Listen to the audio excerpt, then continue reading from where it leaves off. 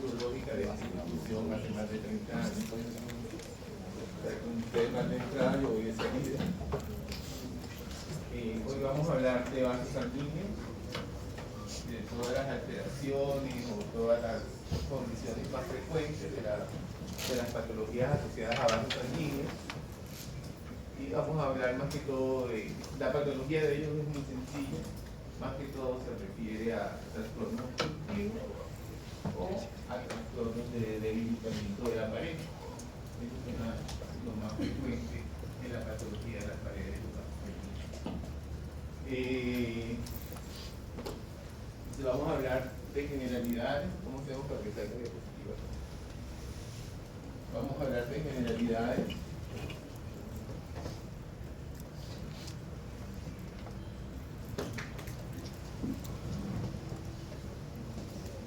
De anomalías congénitas, condiciones degenerativas.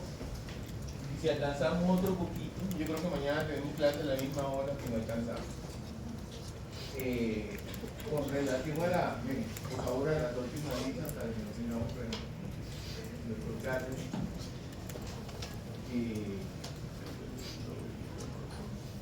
Ya ustedes tuvieron que haber visto toda la parte de histología, ¿verdad?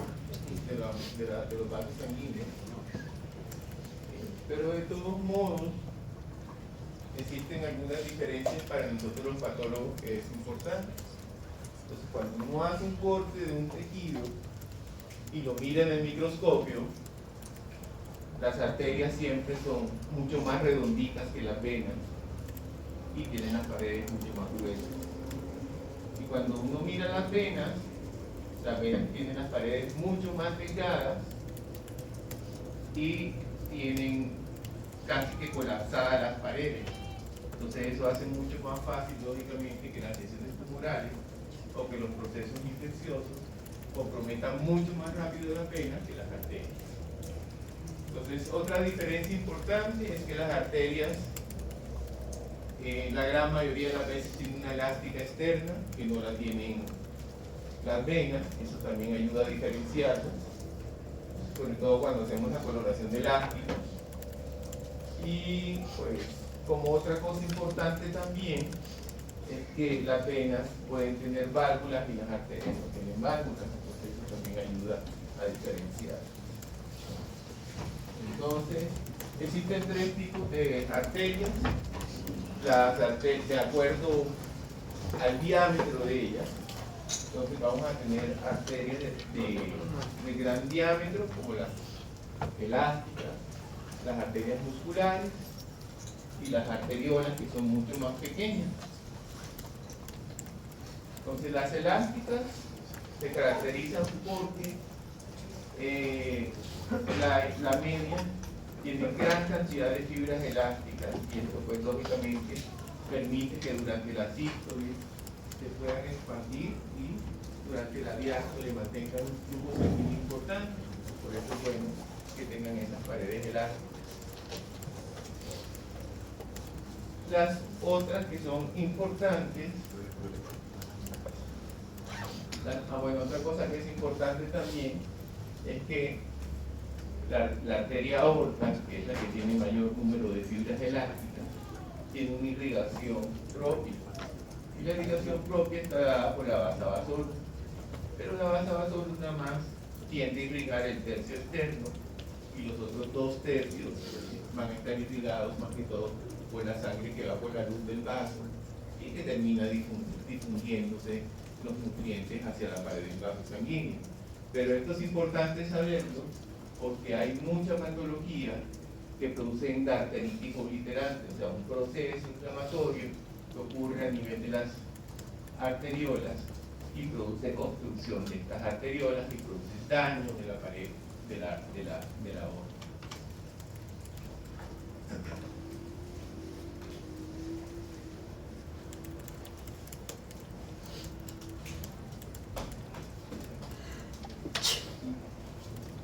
Bueno, las arterias musculares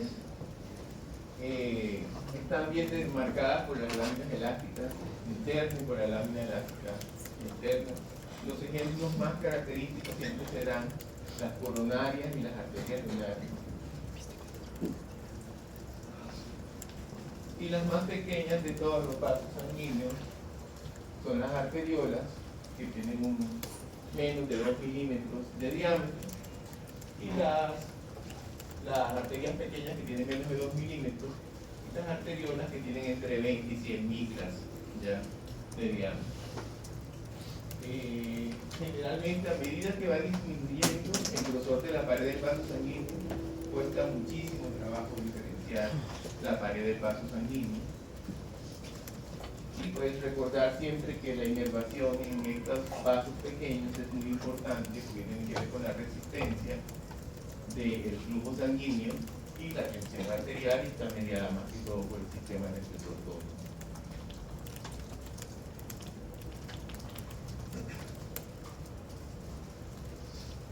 Bueno, esto es para las paredes de los vasos. Esta es la relación de la elástica con la muscular, que ya ustedes la tuvieron que haber estudiado. Bueno. Entre las anomalías congénitas, las más importantes, vamos a tener las malformaciones de tipo arteriovenosa, vamos a tener los aneurismas moriformes y la displasia fibromuscular. ¿Los aneurismas ya vieron cerebro? No. Los aneurismas moriformes son patología más que todo del sistema nervioso central. Entonces, son dilataciones saculares que aparecen más que todo en la bifurcación de los vasos sanguíneos. Y generalmente se deben a una alteración congénita que existe en la interdigitación de las fibras musculares en la pared del vaso sanguíneo. Entonces, al no existir fibras musculares en estos sitios, la pared del vaso se hernia y forma los aneurismas. Entonces, un aneurisma va a estar compuesto más que todo por la adventicia de la pared del vaso sanguíneo, o sea, la capa más externa, y está compuesta por el endotelio. Y le falta la capa muscular, entonces por eso son muy frágiles y es muy fácil que se lleguen a romper. ¿Cuál es la sintomatología? Pues la sintomatología depende del sitio donde se encuentre el aneurisma. Entonces, un ejemplo, si el aneurisma está muy cerca del quiasma óptico, lo que va a producir alteraciones del tipo visual, y pues se comporta como una masa. Los aneurismas se van comportando como una masa o como un tumor, porque ellos comienzan a crecer, y al crecer pues se comienzan a ocupar espacio, y al ocupar espacio se traduce en una masa, en dolor, cefalea, malestar, dolor de cabeza, a veces hipertensión endocraniana. Pero lo catastrófico de estas lesiones aneurismáticas es que se rompen. Cuando se rompen, producen un tipo de hemorragia, que es la hemorragia de tipo subaracnoidea, y que la gran mayoría de las veces es mortal. Generalmente los aneurismas, antes de romperse, producen un tipo de goteo que avisa muchas veces este goteo de sangre, y avisa al médico porque produce mucha cefalea, vómito, sensación de malestar generalmente en las personas, o sensación de hipertensión endocraniana que le alcanza a avisar al médico, y muchas veces son operados. Otra cosa que es importante saber es que cuando encontramos un aneurisma, muchas veces encontramos 2 o encontramos 3. Cuando estamos haciendo autopsias de aneurismas, muchas veces encontramos 2 o 3 aneurismas, no uno solo. Otra cosa importante saber es que la gran mayoría de los aneurismas están en el tercio anterior del polígono de Willis. El polígono de Willis es la situación arterial que tiene el sistema nervioso. ¿Alguna pregunta?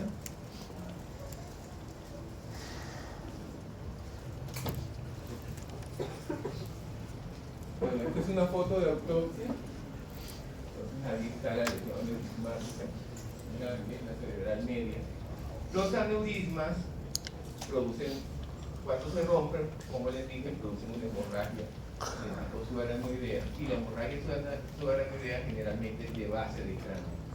Entonces, cuando uno está viendo una autopsia, muchas veces abre el cráneo y pues, no ve nada, no le llama uno la atención nada porque no ve la hemorragia, porque para ver la hemorragia hay que alzar el cerebro para mirar abajo, que es la base del cráneo, y ver la hemorragia abajo. Cuando entonces uno encuentra una hemorragia suera ni idea, siempre sospechar aneurisma roto del sistema nervioso central.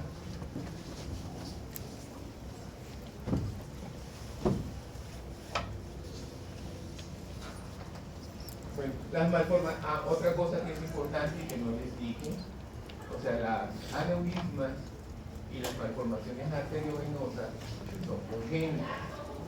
¿Eso qué significa que sean congénitas? Que la persona nace con el defecto y a medida que va avanzando en edad, pues se va haciendo más evidente en la enfermedad. O sea, va creciendo y se hace mucho más evidente hasta que puede terminar en un algo catastrófico. Las malformaciones arteriovenosas, ¿ya? Al igual que los aneurismas, son congénitos y son lesiones que se caracterizan por una comunicación anómala entre el sistema arterial y el sistema venoso sin pasar por los capilares. Entonces vamos a tener un amasijo de vasos, que tienen vasos arteriales y van a tener vasos venosos también. Y como los vasos venosos sufren la presión de las arterias porque no pasan por los capilares, muchos de esos vasos venosos tienden a arterializarse también. Entonces vamos a tener tres tipos de vasos: los arteriales, los arterializados venosos y las venas, que es lo que generalmente vemos en este tipo de vasos. Estas lesiones pueden ser intraxiales o pueden ser extraxiales. ¿A qué me refiero intraxiales? Intraxiales me refiero a que están dentro del parénquima cerebral, o pueden ser extraxiales que están fuera del parénquima cerebral. Lo más frecuente, o lo que veo con mayor frecuencia, es que puedan ser extraxiales. ¿Ya? ¿Qué es lo catastrófico de estas lesiones tumorales también? Pues que se rompan. Y si son lesiones que están intraxiales, pues producen una hemorragia intraparenquimatosa. Y si son lesiones que son extraxiales, pues producen hemorragia de tipo subaracnoidea también.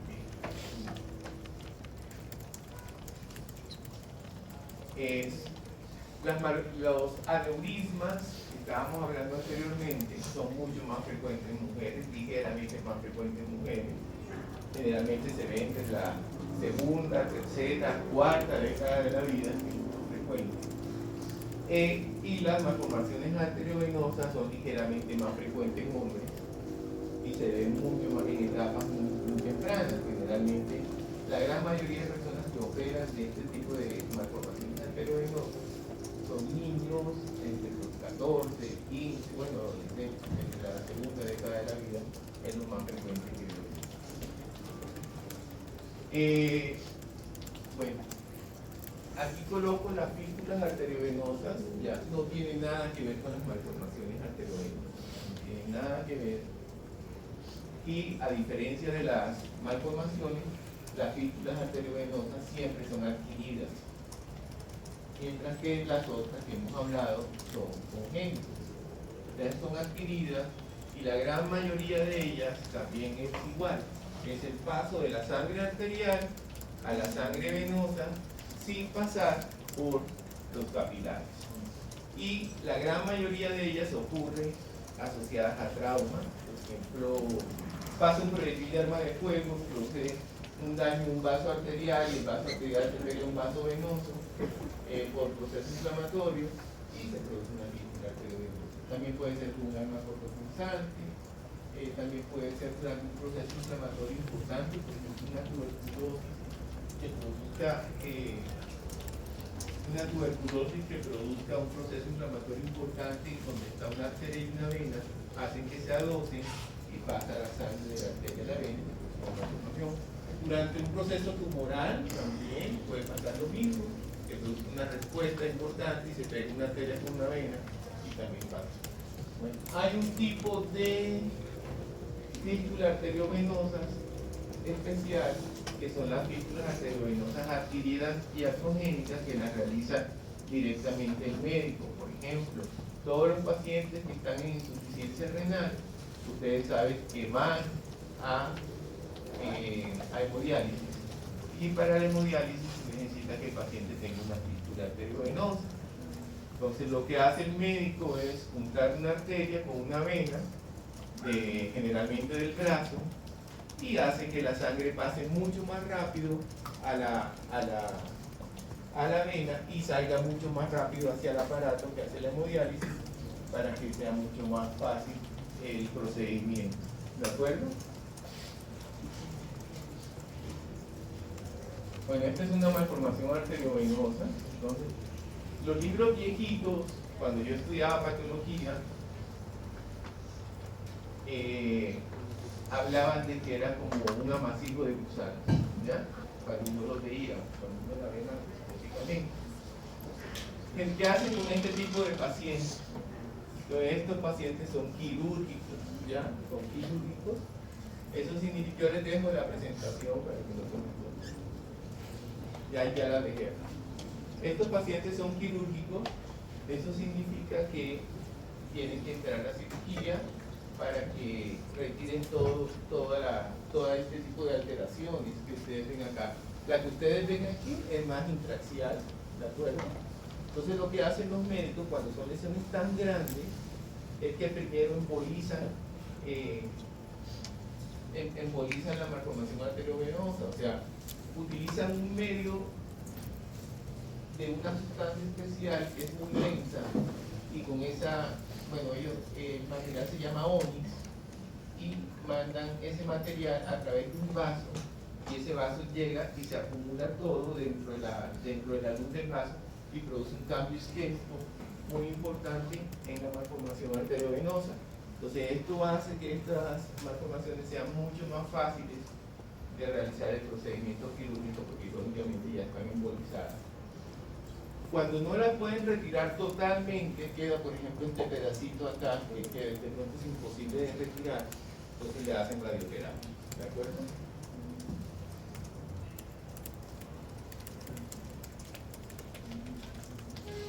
Bueno, una angiografía de una malformación, una fístula arteriovenosa de diálisis.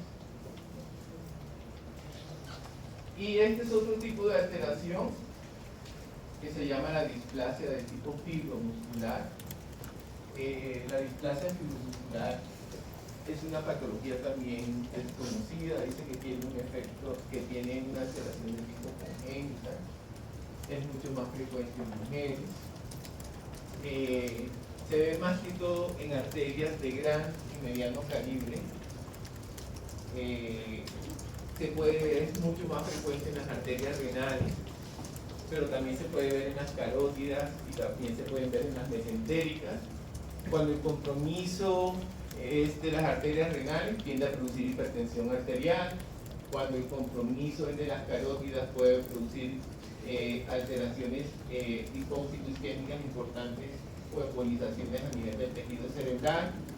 O cuando compromete las mesentéricas, puede producir cambios isquémicos a nivel del tejido intestinal. Entonces, lo característico de este tipo de lesión, o lo típico de esta lesión, es que se produce una alteración en la disposición anormal, de la pared del vaso sanguíneo, sobre todo a nivel de la túnica media. Entonces, la disposición anormal va a estar tanto en el componente celular como en la matriz celular.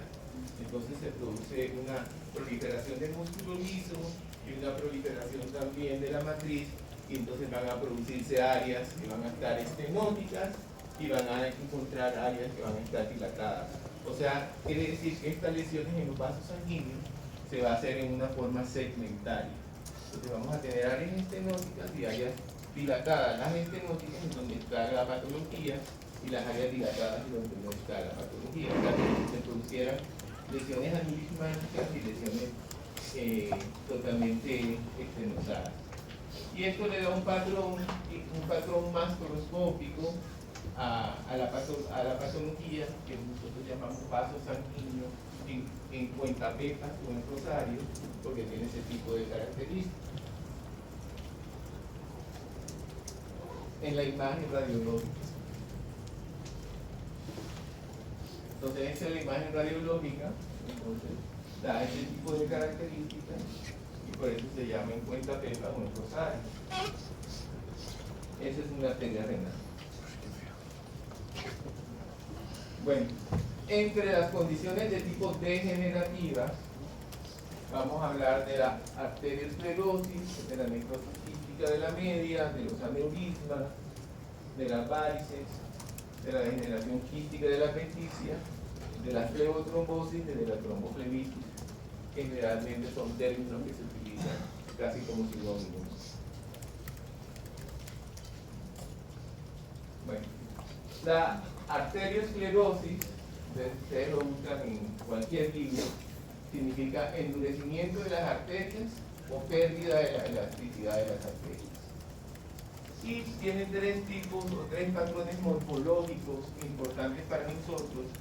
Una que es la más frecuente, que ustedes la oyen entrar siempre, que es la ateroesclerosis, pero también tiene otros dos patrones, que es la arteriosclerosis de Monkeberg y la arteriolosclerosis.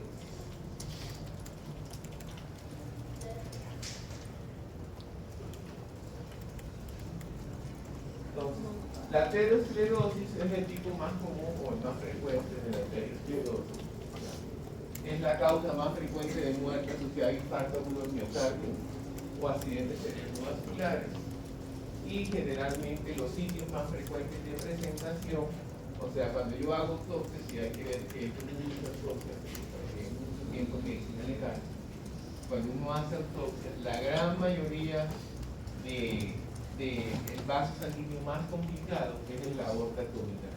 O sea, el sitio más frecuente que uno ve placas ateromatosas es en la aorta abdominal, pero eso no quiere decir que no lo veamos ver en otros sitios. Las podemos ver en las coronarias, las podemos ver en el polígono de Willy, que le estaba hablando ahorita, las podemos ver en las mesentéricas, y hay sitios que son menos frecuentes de encontrar placas ateromatosas, aunque casi nunca encontramos placas ateromatosas. Entonces, en las arterias pulmonares es raro encontrar placas ateromatosas. En los vasos sanguíneos arteriales de los miembros superiores es raro encontrar placas ateromatosas. Otra cosa que es importante de contarles es que no todos los sistemas se complican en la misma forma. Entonces, uno puede tener un polígono de Willis, o sea, cerebral, que le estaba hablando, muy complicado y unas arterias coronarias casi que limpias. O puede ser al revés, puedo tener muy complicado el sistema coronario y un polígono muy ligeramente comprometido. Pero a veces se comprometen todos los sistemas también.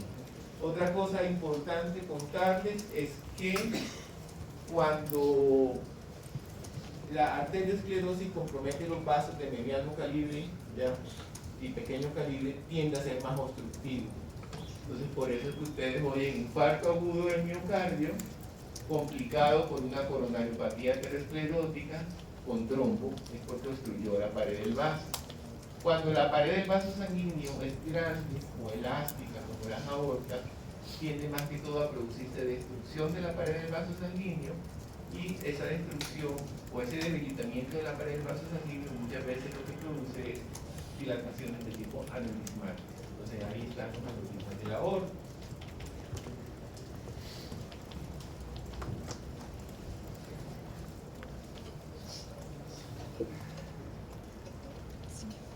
Los ateromas, ¿qué son? A ver, los ateromas son placas elevadas, blanquecinas o blanco-amarillentas, son de apariencia grumosa. El ateroma es como un grumo, ¿ya? Y generalmente va a estar subintimal, o sea, debajo de la piel.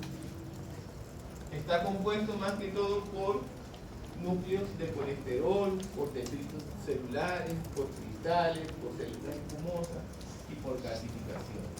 Entonces, cuando uno mira el nicho del grupo, generalmente está compuesto por eso, por detritos celulares, por macrófagos, por calcificaciones, por cristales de colesterol. Y tiene un casquete.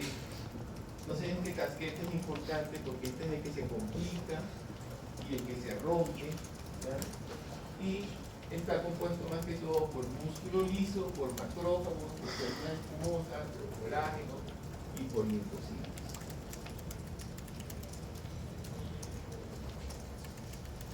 Esta es una aorta abdominal, entonces todo esto, pues, brilla mucho la foto, pero de todos modos estas placas amarillentas que ustedes ven acá son placas de aterosclerosis.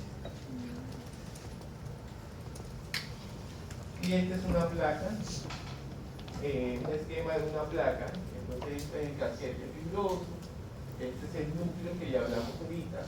Cuando tiende a romperse la placa, la gran mayoría de las veces la hace por el hombro de la placa teromatosa.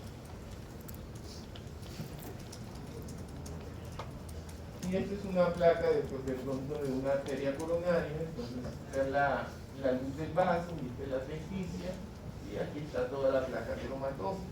Entonces, esto que ustedes ven acá como claro son las espículas de colesterol. Cuando las espículas, cuando el tejido pasa por el procesador de tejidos en patología, ¿sí lo conocen? ¿Alguien sabe una patología? Cuando pasa por el procesador de patología, los alcoholes y los ioles que deshidratan e hidratan el tejido tienden a borrar el contenido y dejan solamente las espículas de colesterol.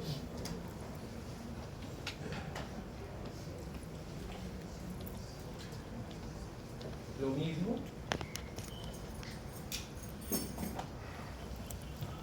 Bueno, ¿qué le puede pasar a un ateroma? Entonces, al principio son escasos, luego pueden crecer y se pueden coalescer y formar masas grandes dentro de la pared del vaso sanguíneo. Se pueden complicar. ¿Cómo se complican? Se calcifican, se rompen, se ulceran, se trombosan, pueden tener hemorragia adentro y pueden tener dilataciones aneurismáticas, como les dije, dependiendo del tamaño de la pared del vaso sanguíneo.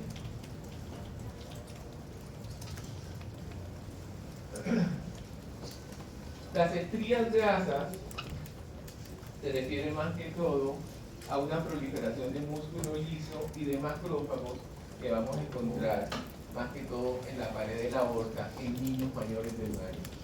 Entonces, cuando uno abre la aorta de un niño mayor de 1 año, encuentran estas estrías de grasa. En los libros aparecen también con el nombre de estrías lipídicas o estrías grasas también. Se creen que estas alteraciones o que estas lesiones van a ser las precursoras de las placas ateromatosas de estos niños. Bueno, estas son las estrías que ustedes ven.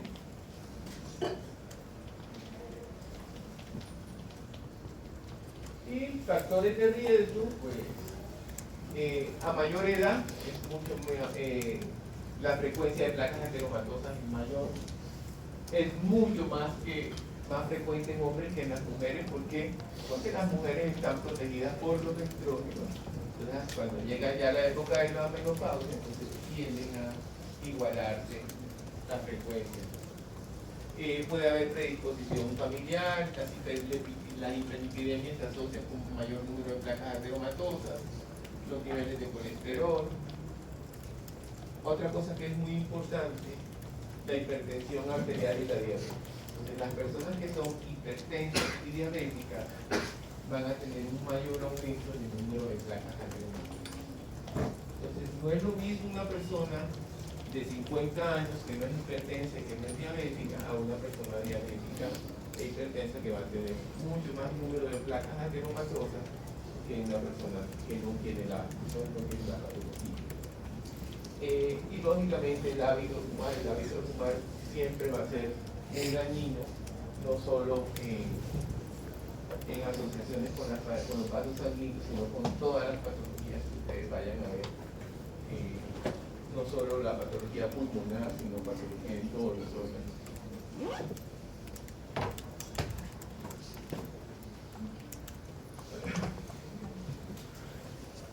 Bueno, este es otro tipo de arteriosclerosis, ¿ya? Que es la arteriolosclerosis. Entonces, hay dos tipos de presentación. Una se llama la arteriolosclerosis hialina y la otra es la arteriolosclerosis hiperplásica. Entonces, la arteriolosclerosis hialina se refiere más que todo a un engrosamiento rosado, homogéneo, que ocurre en la pared de las arteriolas. Se cree que es por la difusión del plasma a la pared del vaso sanguíneo, y esta difusión del plasma a la pared del vaso sanguíneo hace que prolifere el músculo liso y que prolifere la matriz de la pared del vaso sanguíneo, y hace que se produzca un engrosamiento de la pared del vaso sanguíneo. Es mucho más frecuente en pacientes hipertensos y en pacientes diabéticos que en las personas normales.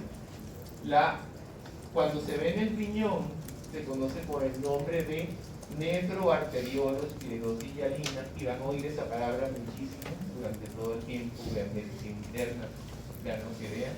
Entonces se conoce por el nombre de nefroarteriolosclerosis hialina. La nefroarteriolosclerosis hialina es mucho más frecuente en hipertensos y en pacientes hipertensos que tienen una hipertensión controlada, ¿de acuerdo?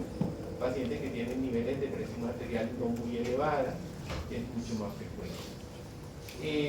No quiero decir que no se puede ver en adultos mayores, sí se puede ver en adultos mayores, ¿ya? Pero la diferencia es que la densidad de arteriolas comprometidas es muy pequeña en relación con la densidad en los pacientes que son hipertensos y que son diabéticos. ¿Qué produce la nefroarteriolosclerosis hialina? Produce obstrucción distal produce obstrucciones y repercusión distal después de su obstrucción. Por ejemplo, si está en el riñón, puede llegar a terminar produciendo atrofia renal y llevar a una insuficiencia renal con el tiempo. ¿De acuerdo?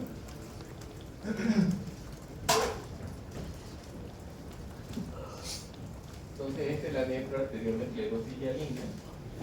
Es muy fácil de ver en el microscopio, sobre todo en pacientes diabéticos, hipertensos. Y la otra patología que es bastante importante, que se ve más que todo en aquellos pacientes que no tienen controlada la presión arterial, y en pacientes que tienen niveles de hipertensión arterial muy altas, que en algunas veces se conoce con el nombre de hipertensión arterial maligna, es la nefroarteriolosclerosis hiperplástica o la arteriosclerosis hiperplástica. Este tipo de patología se caracteriza porque hay una proliferación de músculo liso que produce estenosis de la pared del vaso sanguíneo, y esta proliferación de músculo liso lo hace alrededor de la pared del vaso sanguíneo, estenosando la pared del vaso sanguíneo, y da la apariencia de catáfilas de cebolla, como ustedes lo ven ahí, como cuando ustedes cortan una cebolla por la mitad. Entonces da más o menos ese tipo de apariencia.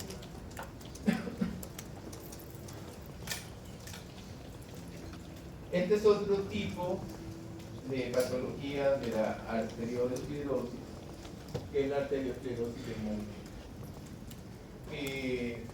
Es un tipo de patología que no tiene ningún tipo de significado fisiológico importante, porque no produce estenosis de la pared del vaso sanguíneo, sino lo que vamos a encontrar es un cambio morfológico en la pared del vaso, que es calcificaciones de la media. Esas calcificaciones inclusive a veces se pueden osificar, pero no tiene ninguna asociación con ningún tipo de patología o con cambios isquémicos del órgano que está donde encontramos la lesión, porque no produce estenosis de la pared del vaso. Se ven personas mayores.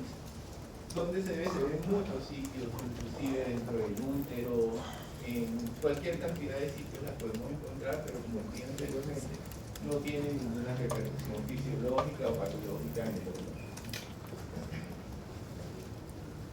Y esto es lo que vemos, las calcificaciones de la pared del vaso sanguíneo. Bueno, los aneurismas de la aorta se refieren más que todo a una dilatación de la pared del vaso sanguíneo. Se considera un aneurisma cuando la dilatación es mayor a 5 centímetros. Las causas más frecuentes son la aterosclerosis, la necrosis quística de la media y otras patologías que también vamos a ir viendo.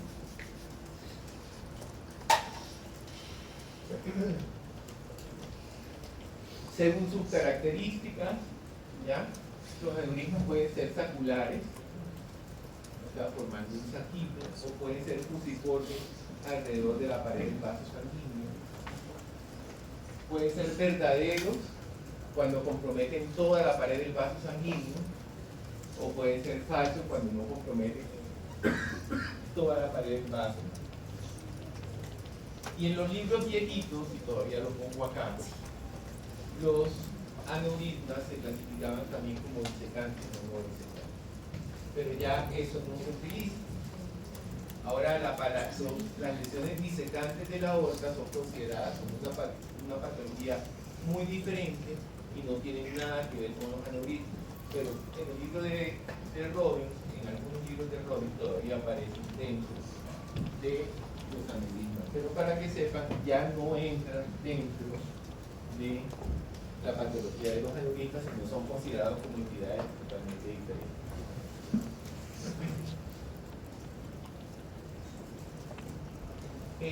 Dependiendo del segmento de la aorta que van comprometiendo, hay algunos aneurismas que son mucho más frecuentes que otros. Entonces, si se compromete más que todo la aorta ascendente, es mucho más frecuente la ectasia del tipo 1 aórtica y la otitis de tipo sifilítica. Si se compromete la aorta transversa o descendente, es mucho más frecuente las presentaciones de las disecciones, no los aneurismas de las disecciones, y los aneurismas de tipo aterosclerótico. Y si se compromete más que todo los aneurismas, el segmento de la aorta abdominal, entonces van a ser mucho más frecuentes los aneurismas de tipo aterosclerótico.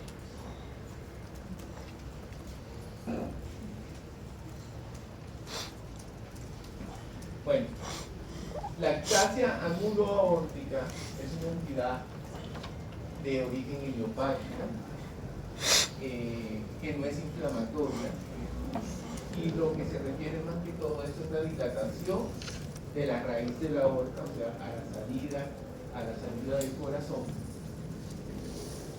Generalmente son mayores a 5 centímetros, son mucho más frecuentes en hombres y siempre produce una dilatación de la aorta moderada, no exagerada, moderada. Y por eso siempre hay que hacer diagnósticos diferenciales con otras patologías que producen dilatación de la aorta en forma moderada. Entonces, las otras patologías generalmente son de hipertensión arterial, adultos ancianos también pueden tener dilataciones de la raíz de la aorta. Las tetralogías de Fallot todavía no han visto eso, no han dado tetralogía de Fallot.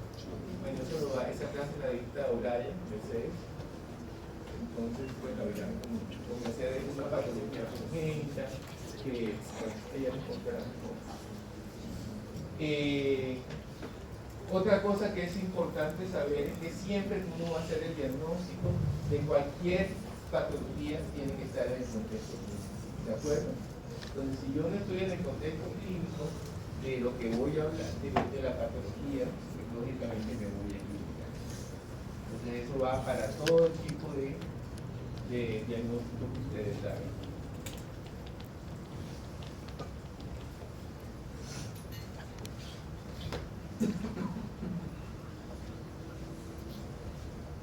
Bueno, ¿qué es lo característico encontrar en la ectasia anuloaórtica?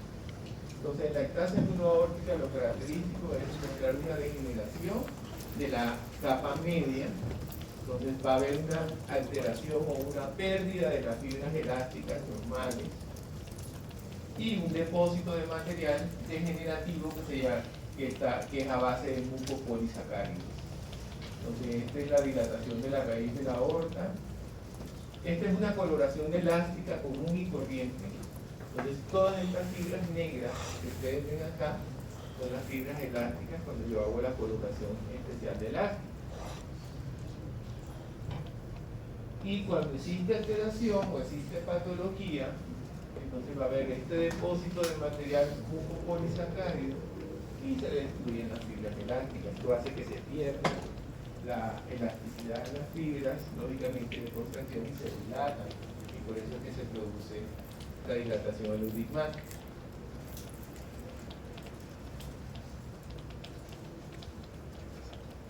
Bueno, para hablarles ahora de la disección de la aorta, como les dije anteriormente, es una patología totalmente diferente a los aneurismas, ahora en los libros, y se refiere más que todo a una alteración que vamos a encontrar en la capa media, donde es una separación de las fibras de la capa media por la disección de la sangre. O sea, para que ocurra una disección de la aorta, tiene que haber una ruptura de la íntima. Y por esta ruptura de la íntima comienza a pasarse la sangre, y la sangre llega hasta la capa media y comienza a producir disrupción de las fibras de la capa media, y la sangre comienza a disecar. La gran mayoría de las disecciones se hacen paralelas al flujo sanguíneo. O sea, eso significa que la arteria va teniendo luces diferentes, ¿de acuerdo? La luz normal de la arteria y la luz de la disección. Y siempre acordarse que hay una ruptura de la íntima. ¿Y por qué es importante la ruptura de la íntima?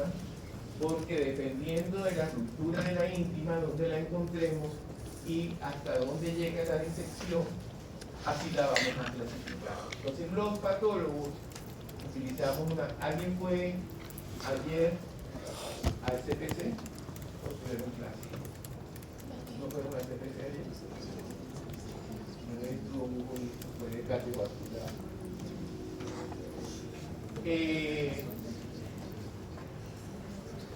Entonces la clasificación que utilizamos los patólogos es la clasificación de Debye. Entonces hay Debye tipo 1, tipo 2 y tipo 3.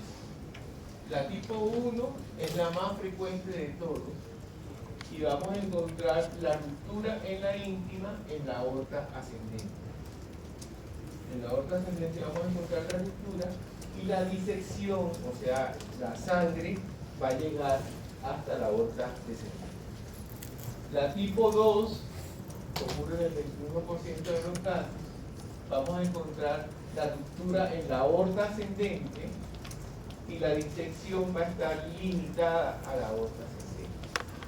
Y en la tipo 3, la disección la alteración la vamos a encontrar en la aorta descendente, y la disección puede ser tipo 3A o 3B. 3A si la patología no progresa más allá del diafragma, y 3B si sobrepasa el diafragma. ¿De acuerdo?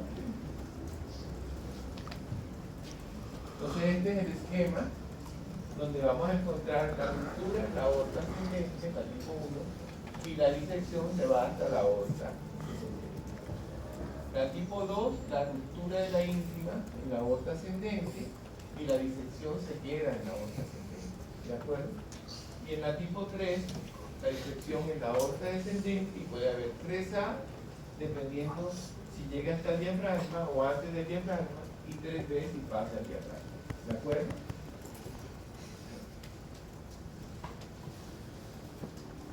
Los cirujanos utilizan una clasificación también, y es una clasificación diferente que se conoce como la clasificación de Stanford, y solamente hagan Stanford A y Stanford B. La Stanford A afecta la aorta ascendente con independencia del lugar del desgarro y de la extensión. O sea, no les importa, sino solamente que se comprometa la aorta ascendente. Y la tipo B, la ruptura puede estar en el callado o en la aorta, pero generalmente no compromete la aorta ascendente. Entonces eso es lo más importante. ¿Y por qué es importante para ellos? Porque si es un Stanford tipo A, la conducta de ellos es quirúrgica enseguida, inmediata. Y si es un Stanford B, la conducta puede ser expectante. Entonces por eso es importante para ellos.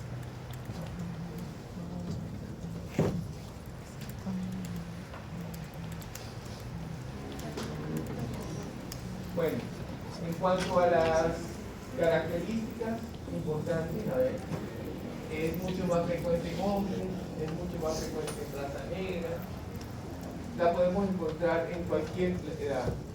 por encima de la segunda década de la vida la podemos encontrar en cualquier edad. Y las disecciones tipo 1 y tipo 2 se observan en personas más jóvenes que las tipo 3. La tipo 3 tiene que asociarse más que todo con aterosclerosis y con hipertensión arterial.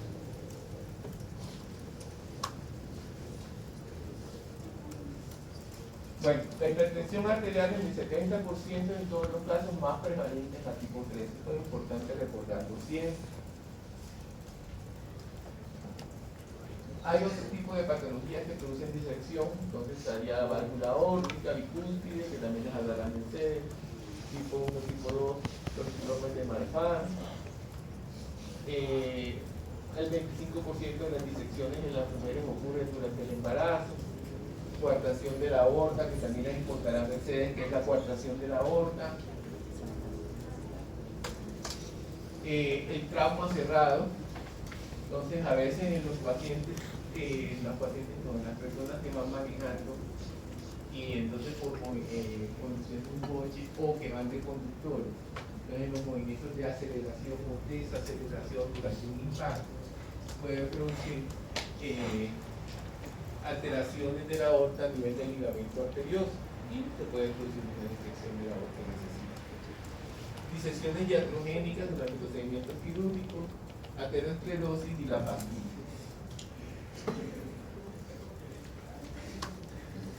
Este es un corte de la aorta que lo hacemos generalmente en Cajapán. Los patólogos asociamos todo siempre a la comida, ustedes se dan cuenta. Y los cortes pues lo hacemos desde el inicio de la aorta hasta el final y vamos cortando con mucho cuidado para ver el sitio donde comienza la disección, ¿de acuerdo? Entonces aquí vienen ustedes las dos luces, la luz normal o usual y la luz que va produciendo la disección, ¿de acuerdo?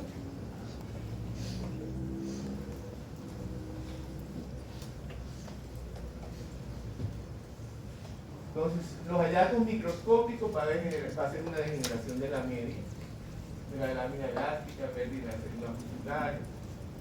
Y algo para recordar, que hablábamos que había aneurismas que eran verdaderos, pero los aneurismas verdaderos eran cuando se comprometían todas las capas, del vaso arterial. Y los aneurismas falsos significan que van a estar limitados por un tejido cicatricial.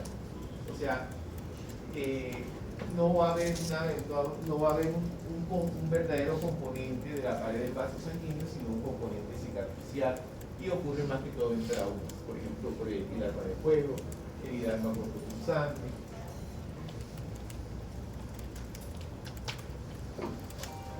Y los aneurismas,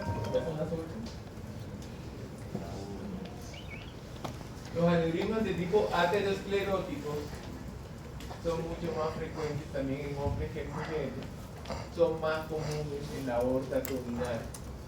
Generalmente los encontramos debajo de las renales y encima de las ilíacas, que es lo más frecuente. Los vemos más que todo en la sexta década de la vida. Los podemos encontrar incidentalmente en los procedimientos de autopsia, o sea, estamos haciendo autopsia y de pronto podemos encontrar un aneurisma en el 2 al 6%. Factores de riesgo, la hipertensión, el cigarrillo y los aneurismas pues lógicamente van creciendo. El rasgo de crecimiento es más o menos de 0.2 a 0.5 centímetros por año. La probabilidad de que un aneurisma se rompa, que cuando es mayor de 5 centímetros, generalmente es más o menos como un 25%.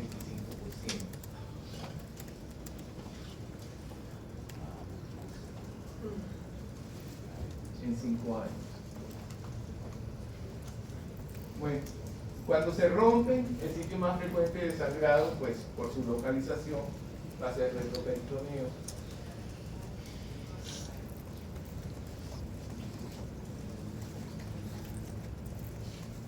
Los aneurismas también se pueden infectar. Entonces, cuando se infectan, generalmente se infectan con bacterias del tracto gastrointestinal, puede ser por salmonella, por E. coli. Y otra cosa importante es que se pueden desprender émbolos del aneurisma y puede tapar las arterias de los miembros inferiores y puede producir cambios hipoxicos y químicos en estos sitios.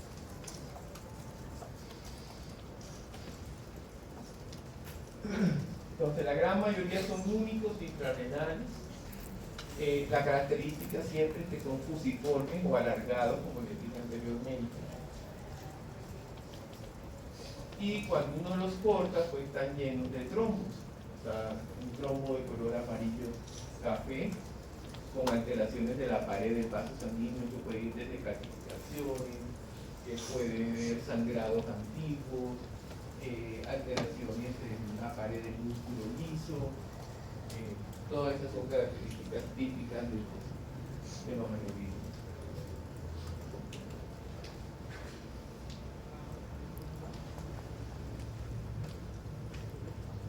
Bueno, este es un aneurisma de tipo aterosclerótico y estas son las ilíacas, y aquí pues encontraríamos la renal, y esta es la característica que yo les digo que se llama fusiforme. Esta es la forma de ser fusiforme. La forma de cortarlo también lo cortamos en tajapán, como ustedes lo ven ahí. Entonces ven la luz disminuida de tamaño, un trombo color café, el trombo anterior, el trombo es laminado la gran mayoría de las veces, y con alteraciones de la pared típica de la aneurisma aterosclerótica.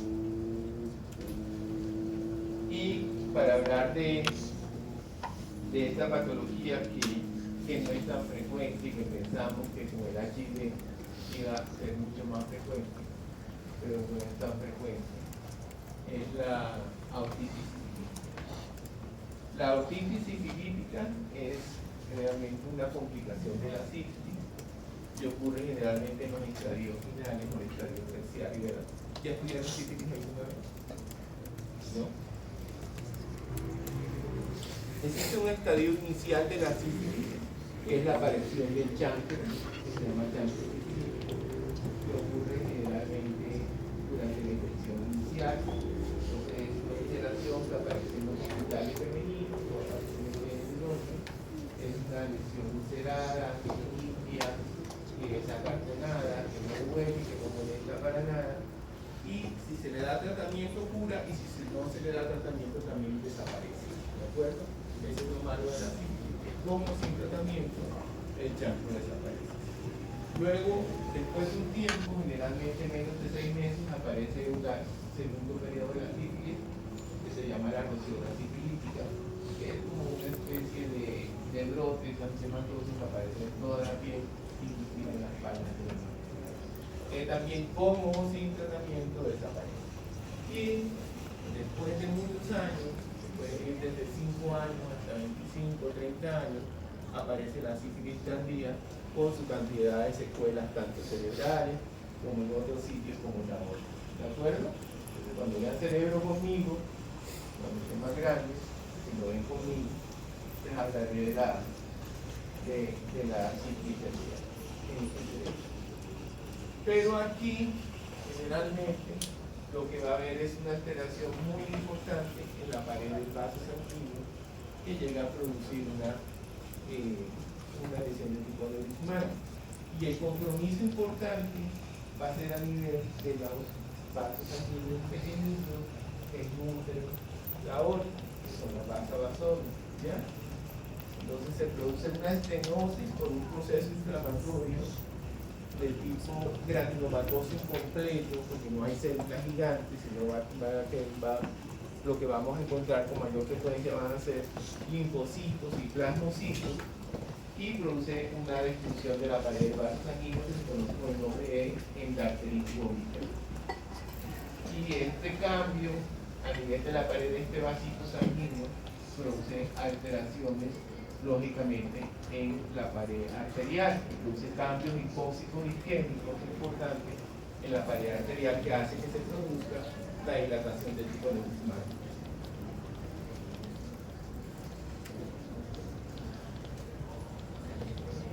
Bueno, estas son las complicaciones del aneurisma, la insuficiencia aórtica, la ruptura, la trombosis, síndrome de vena cava superior, las disecciones. El compromiso, como les dije anteriormente, es de la aorta proximal. Y la característica macroscópica es que todos esos cambios isquémicos que se producen por destrucción de la pared del vaso sanguíneo producen una característica que se llama hipopresa de Arp.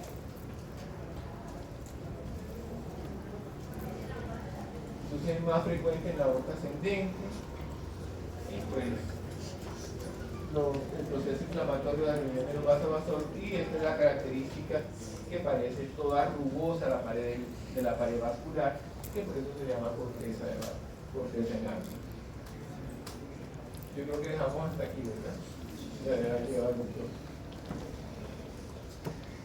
Bueno, solamente nos faltó hablar de las varices, de la necrosis física y mañana en la escuela. Es un tema muy largo, si ustedes lo revisan en su libro, un tema bastante extenso, al igual que el de mañana, que mañana también es muy extenso. Entonces, nos vemos mañana. Muchas gracias.